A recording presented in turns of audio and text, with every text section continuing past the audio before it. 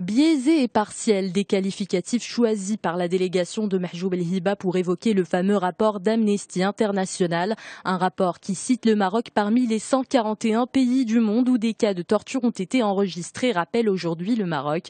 Le document parle de 173 cas présumés entre 2010 et 2014, un bilan loin de la réalité, c'est ce qui a été prouvé lors de la dernière conférence de presse de la délégation interministérielle pour les droits de l'homme. Pour le secrétaire général de cette délégation, Amnesty a été de mauvaise foi puisqu'elle a confondu les cas de violence policière et ceux de torture. Elle a aussi décidé de ne pas prendre en considération les avancées considérables du Maroc en matière des droits de l'homme.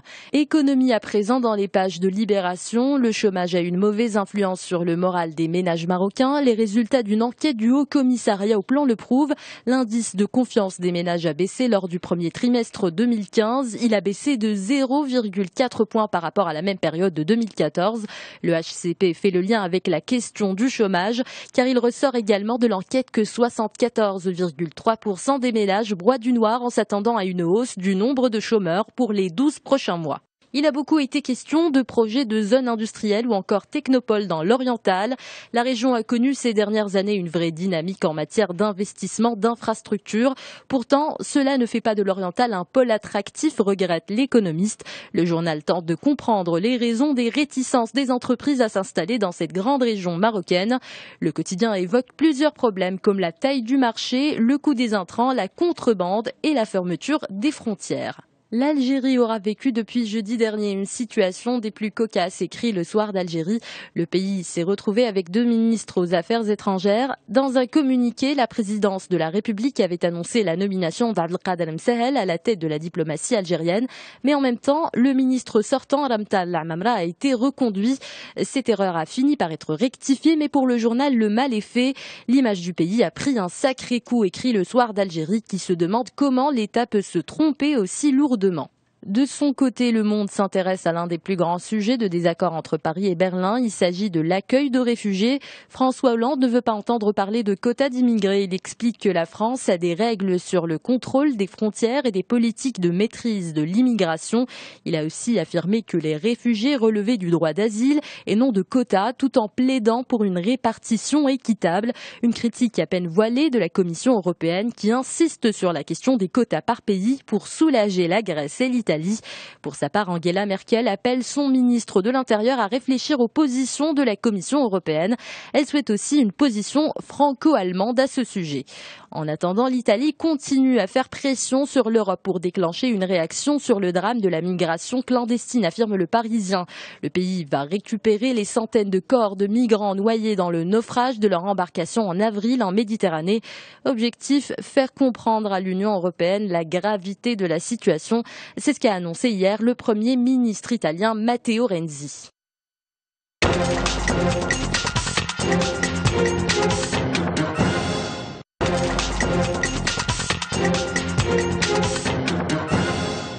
Biaisé et partiel, des qualificatifs choisis par la délégation de Mahjoub El Hiba pour évoquer le fameux rapport d'Amnesty International, un rapport qui cite le Maroc parmi les 141 pays du monde où des cas de torture ont été enregistrés, rappelle aujourd'hui le Maroc. Le document parle de 173 cas présumés entre 2010 et 2014, un bilan loin de la réalité, c'est ce qui a été prouvé lors de la dernière conférence de presse de la délégation interministérielle pour les droits de l'homme. Pour le secrétaire général de cette délégation, Amnesty a été de mauvaise foi puisqu'elle a confondu les cas de violence policière et ceux de torture.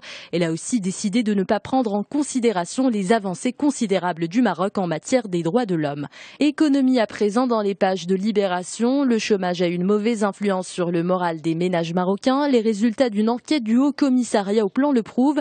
L'indice de confiance des ménages a baissé lors du premier trimestre 2015. Il a baissé de 0,4 points par rapport à la même période de 2014. Le HCP fait le lien avec la question du chômage car il ressort également de l'enquête que 74,3% des ménages broient du noir en s'attendant à une hausse du nombre de chômeurs pour les 12 prochains mois. Il a beaucoup été question de projets de zones industrielles ou encore technopoles dans l'oriental. La région a connu ces dernières années une vraie dynamique en matière d'investissement, d'infrastructures. Pourtant, cela ne fait pas de l'oriental un pôle attractif, regrette l'économiste. Le journal tente de comprendre les raisons des réticences des entreprises à s'installer dans cette grande région marocaine. Le quotidien évoque plusieurs problèmes comme la taille du marché, le coût des intrants, la contrebande et la fermeture des frontières. L'Algérie aura vécu depuis jeudi dernier une situation des plus cocasses, écrit Le Soir d'Algérie. Le pays s'est retrouvé avec 2 ministres aux Affaires étrangères. Dans un communiqué, la présidence de la République avait annoncé la nomination d'Abdelkader Msahel à la tête de la diplomatie algérienne. Mais en même temps, le ministre sortant, Ramtal Lamamra, a été reconduit. Cette erreur a fini par être rectifiée, mais pour le journal, le mal est fait. L'image du pays a pris un sacré coup, écrit Le Soir d'Algérie, qui se demande comment l'État peut se tromper aussi lourdement. De son côté, Le Monde s'intéresse à l'un des plus grands sujets de désaccord entre Paris et Berlin. Il s'agit de l'accueil de réfugiés. François Hollande ne veut pas entendre parler de quotas d'immigrés. Il explique que la France a des règles sur le contrôle des frontières et des politiques de maîtrise de l'immigration. Il a aussi affirmé que les réfugiés relevaient du droit d'asile et non de quotas, tout en plaidant pour une répartition équitable. Une critique à peine voilée de la Commission européenne qui insiste sur la question des quotas par pays pour soulager la Grèce et l'Italie. Pour sa part, Angela Merkel appelle son ministre de l'Intérieur à réfléchir aux positions de la Commission européenne. Elle souhaite aussi une position franco-allemande à ce sujet.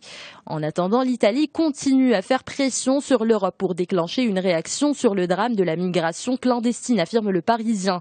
Le pays va récupérer les centaines de corps de migrants noyés dans le naufrage de leur embarcation en avril en Méditerranée. Objectif, faire comprendre à l'Union européenne la gravité de la situation. C'est ce qu'a annoncé hier le Premier ministre italien Matteo Renzi.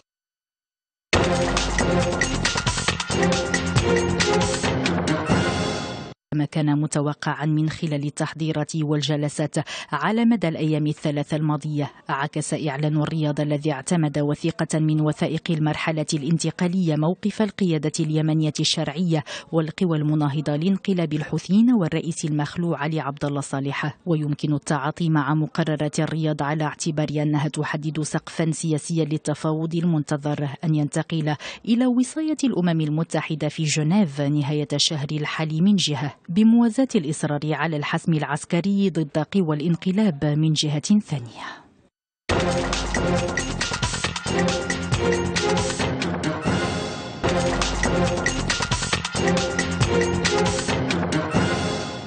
Biaisé et partiel, des qualificatifs choisis par la délégation de Mahjoub El Hiba pour évoquer le fameux rapport d'Amnesty International, un rapport qui cite le Maroc parmi les 141 pays du monde où des cas de torture ont été enregistrés, rappelle aujourd'hui le Maroc.